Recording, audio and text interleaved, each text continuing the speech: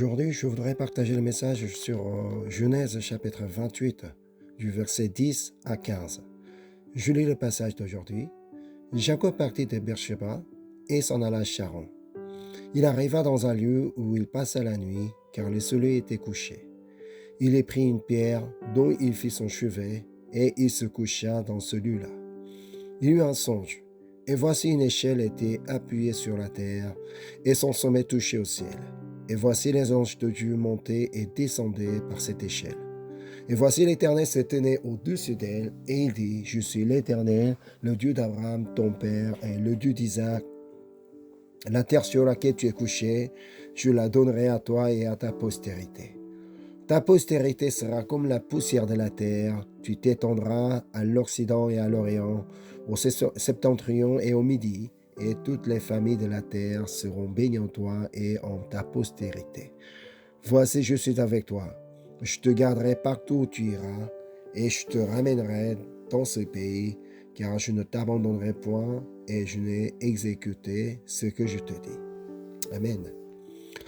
Grâce à vos prières, j'ai pu bien achever ce voyage aux États-Unis dans la grâce et rentrer sain et sauf, malgré la voix que j'ai perdue. Durant ce temps, mon esprit a été particulièrement renouvelé et fortifié. J'ai aussi été comblé physiquement et même mes bagages ont été remplis par les cadeaux qu'on m'a offerts.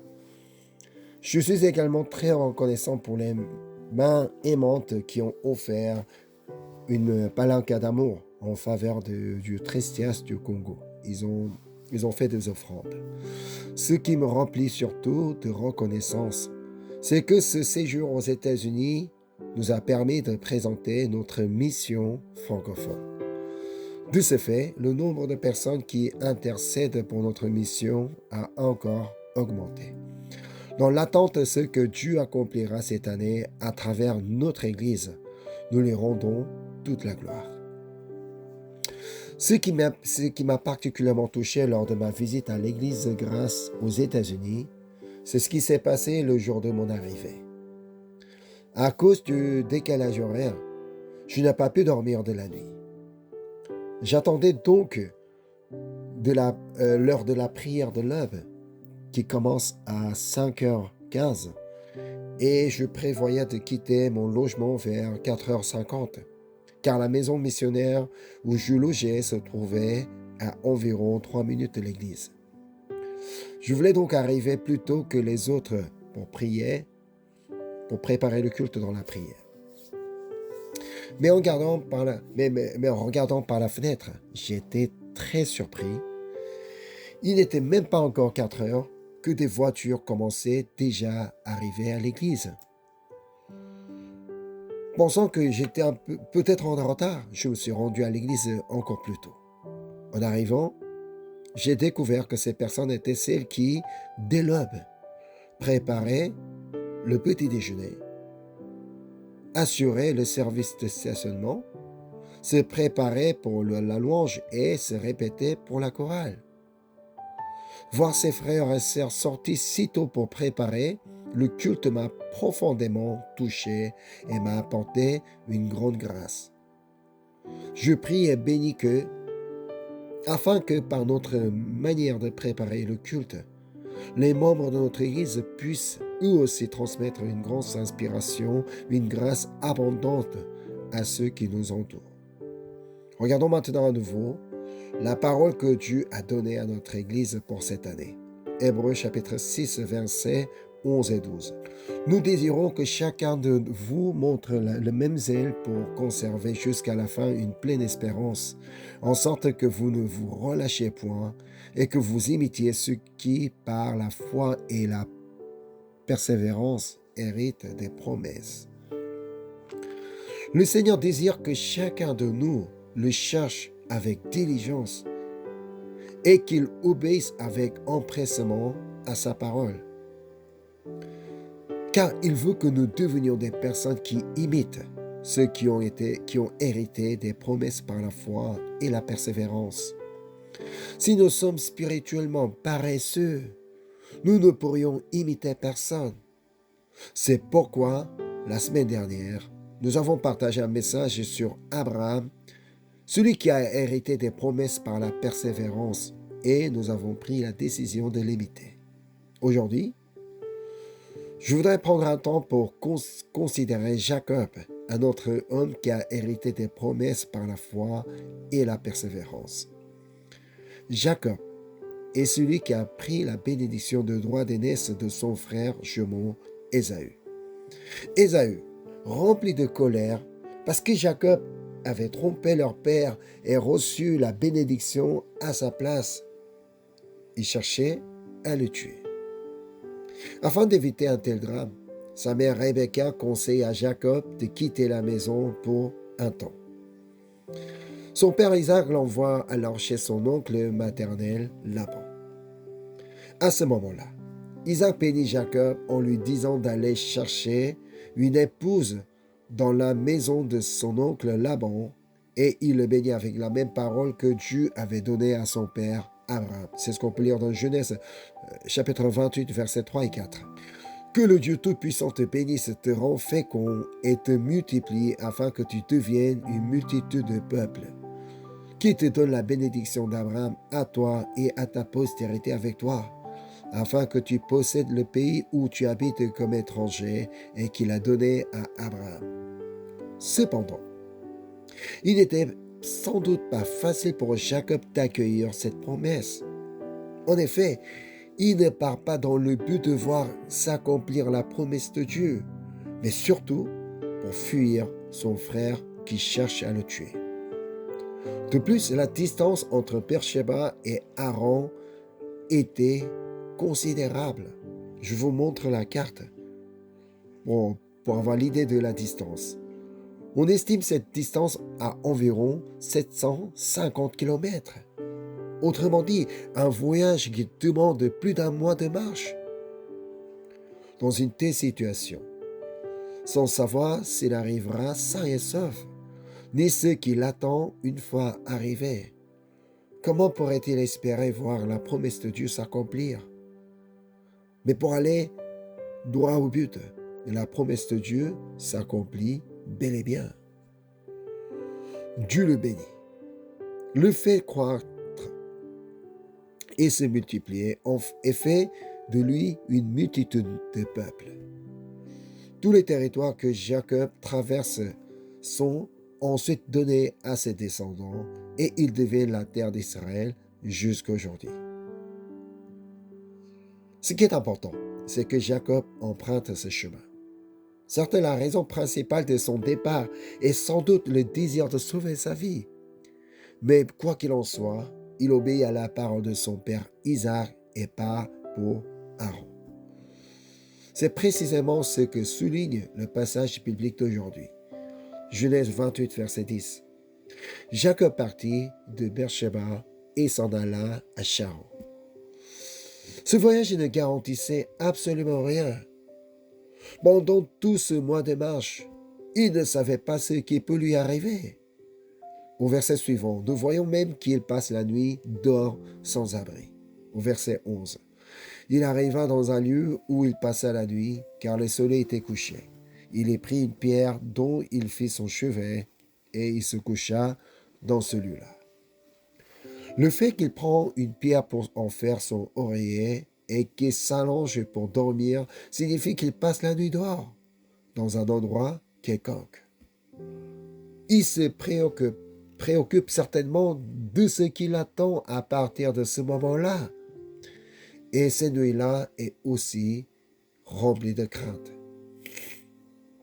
Pendant son sommeil, il pouvait être attaqué par des animaux sauvages. Il devait supporter le froid de la nuit. Et il existait également un risque de rencontrer des brigands. C'est alors, au cœur de cette peur, que Dieu lui donne un songe. C'est ce qu'on peut lire au verset 12. Il eut un songe, et voici, une échelle était appuyée sur la terre, et son sommet touchait au ciel. Et voici, les anges de Dieu montaient et descendaient par cette échelle. Jacob voyait qu'une échelle était dressée à l'endroit où il était couché et que son sommet atteignait le ciel. Il voyait aussi les anges de Dieu monter et descendre le long de cette échelle.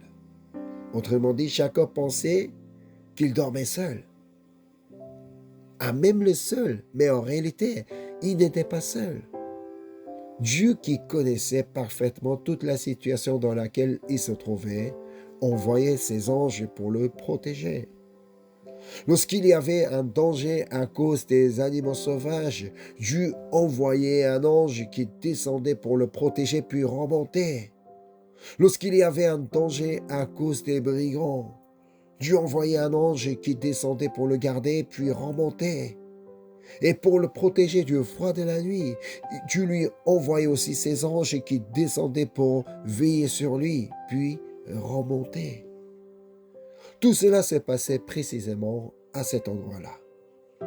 En méditant ce passage, j'en venais à croire que des choses exactement semblables se produisaient aujourd'hui encore dans nos vies. J'imaginais la scène. Là où nous nous trouvons, une échelle est dressée et à travers elle, des anges montent et descendent pour nous protéger. N'est-ce pas quelque chose de profondément reconnaissant? Même aujourd'hui, sur le chemin pour venir à l'église, combien d'anges montaient et descendaient? Car le Dieu qui avait parlé ainsi à Jacob nous parle encore aujourd'hui de la même manière. C'est ce qu'on peut lire au verset 15. Voici, je suis avec toi. Je te garderai partout où tu iras, et je te ramènerai dans ce pays, car je ne t'abandonnerai point, que je n'ai exécuté ce que je te dis. Amen. Je crois que notre Seigneur ne nous abandonnera jamais jusqu'à ce qu'il ait pleinement accompli tout ce qu'il nous a accordé. Autrement dit, il est avec nous et ne nous quitte pas jusqu'au jour où nous entrerons dans son royaume.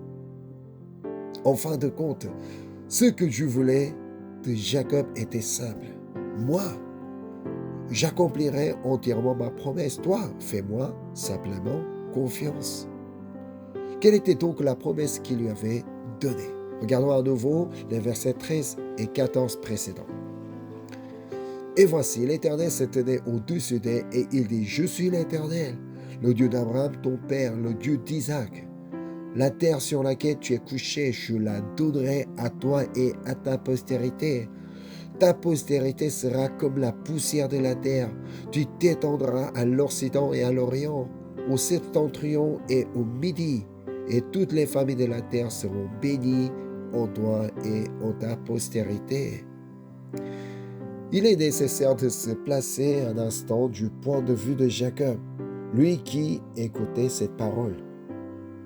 Dieu lui disait qu'il donnerait la terre sur laquelle il était couché, à lui et à sa descendance. Il lui disait aussi que sa descendance serait comme la poussière de la terre, qu'elle s'étendrait au nord, au sud, à l'est et à l'ouest, et que toutes les familles de la terre seraient bénies en lui et en sa descendance. Or, à ce moment-là, Jacob n'était pas encore marié. Il était justement en route pour chercher une épouse. Il n'avait même pas encore de femme. Alors comment pouvait-il croire facilement que sa descendance deviendrait comme la poussière de la terre? Pourtant, il a cru.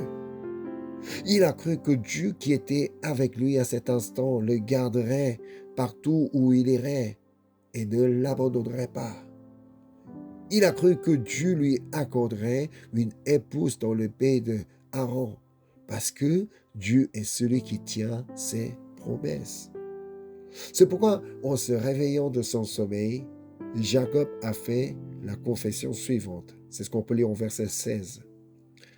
Jacob s'éveilla de son sommeil et il dit, certainement, l'Éternel est en ce lieu et moi, je ne le savais pas. Il nous arrive très souvent d'oublier cette vérité. Nous vivons fréquemment comme si nous avions oublié que le Seigneur est toujours avec nous, qui nous garde et qui ne nous abandonne jamais.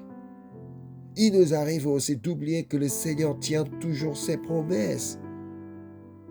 C'est pourquoi nous nous inquiétons, nous avons peur et nous sommes remplis d'anxiété. Et face à nous, qui vivons ainsi, Dieu nous adresse de nouveau les paroles qu'il avait données autrefois à Jacob et il nous les donne aujourd'hui encore. C'est le verset 15. Voici, je suis avec toi. Je te garderai partout où tu iras et je te ramènerai dans ce pays, car je ne t'abandonnerai point, que je n'ai exécuté ce que je te dis. Amen. N'oubliez pas qu'encore aujourd'hui, où que nous allions et où que nous soyons, des anges montent et descendent par l'échelle dressée à cet endroit pour nous garder. Ainsi, où que nous soyons, nous ne sommes jamais seuls. Jacob, ayant pris conscience de cette réalité, se lève le matin et commence à appeler l'endroit où il se trouvait Bethel. La signification du mot Bethel est expliquée au verset 17. Il eut peur et dit que ce lieu est redoutable. C'est ici la maison de Dieu, c'est ici la porte des cieux. En hébreu, le mot Beth signifie maison et El signifie Dieu. Ainsi, Bethel veut dire la maison de Dieu. En réalité, peu importe où nous nous trouvons, cet endroit peut être considéré comme Bethel. C'est la maison de Dieu et aussi la porte du ciel. Car par cette porte, Dieu envoie ses anges et nous parle. Jacob a pris pleinement conscience de cette réalité. C'est alors qu'il fait un vœu à cet endroit. C'est ce qu'on peut lire au verset 20 et 21. Jacob fit un vœu en disant, « Si Dieu est avec moi et me garde pendant ce voyage que je fais, s'il me donne du pain à manger et des habits pour me vêtir, et si je retourne en paix à la maison de mon Père, alors l'Éternel sera mon Dieu. » En réalité, Dieu était avec lui et le protégeait tout au long de son voyage, lui fournissant le pain à manger et les vêtements à porter, afin qu'il puisse revenir sain et sauf dans la maison de son Père. Bien sûr, il a fallu beaucoup de temps pour qu'il retourne à la maison de son Père, mais si l'on regarde le chapitre suivant, le chapitre 29, on voit que Jacob arrive sain et sauf près de Haran. Le voyage d'un mois n'est pas détaillé dans le texte. Donc nous ne savons pas exactement ce qui s'est passé, mais le fait qu'il atteigne Haran montre que Dieu le protégeait constamment et pourvoyait à sa nourriture. Là, à un puits, il rencontre Rachel, la fille de son oncle Laban. Il tombe amoureux d'elle au premier regard. En plus, Laban accepte de la donner pour femme à Jacob. Tout semble se dérouler parfaitement. Ah oui, Dieu a vraiment préparé une épouse pour moi.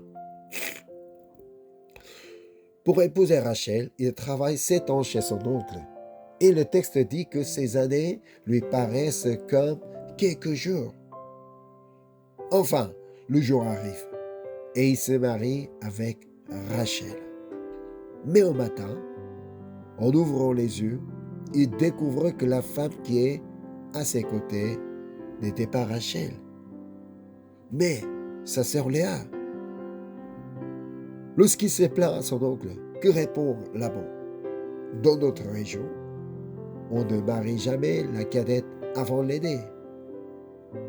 Ainsi Jacob se trouve marié à une femme qu'il n'aime pas.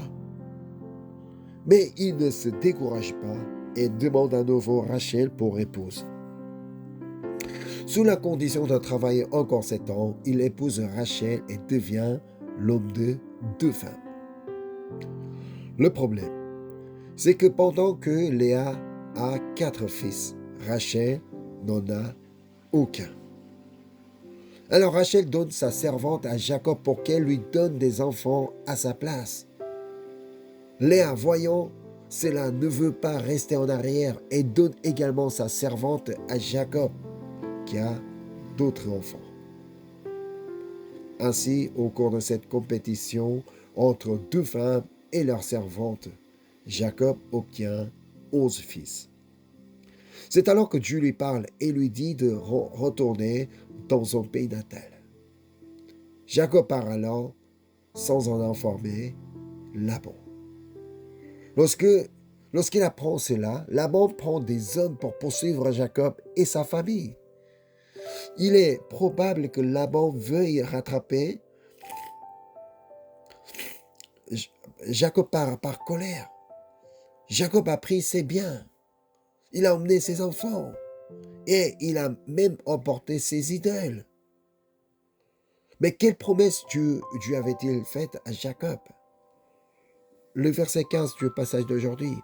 Voici, je suis avec toi, je te garderai partout où tu iras, et je te ramènerai dans ce pays, car je ne t'abandonnerai point que je n'ai exécuté ce que je te dis.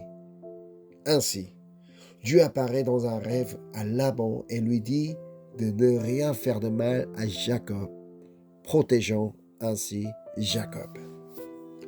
Jacob ne le savait pas, mais Dieu agissait en sa faveur.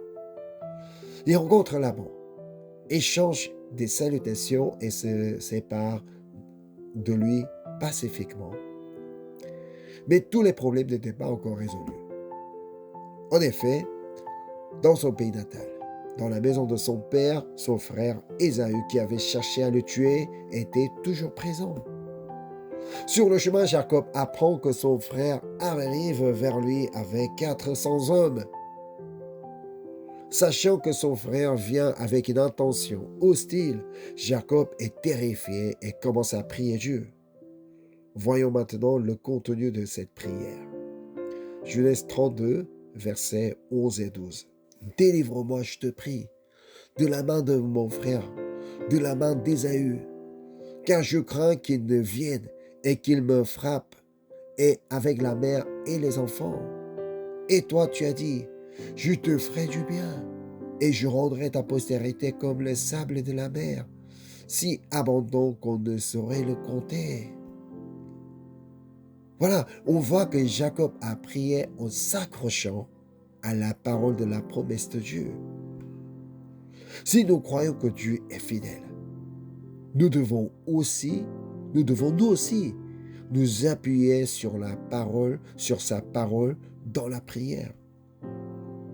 Seigneur, tu as dit ceci dans ta parole. C'est ce que tu as promis dans la Bible. Dieu, étant fidèle, a tenu sa promesse. Ce n'est pas parce que Jacob a essayé de calmer Ésaü avec des présents que le cœur de son frère s'est apaisé.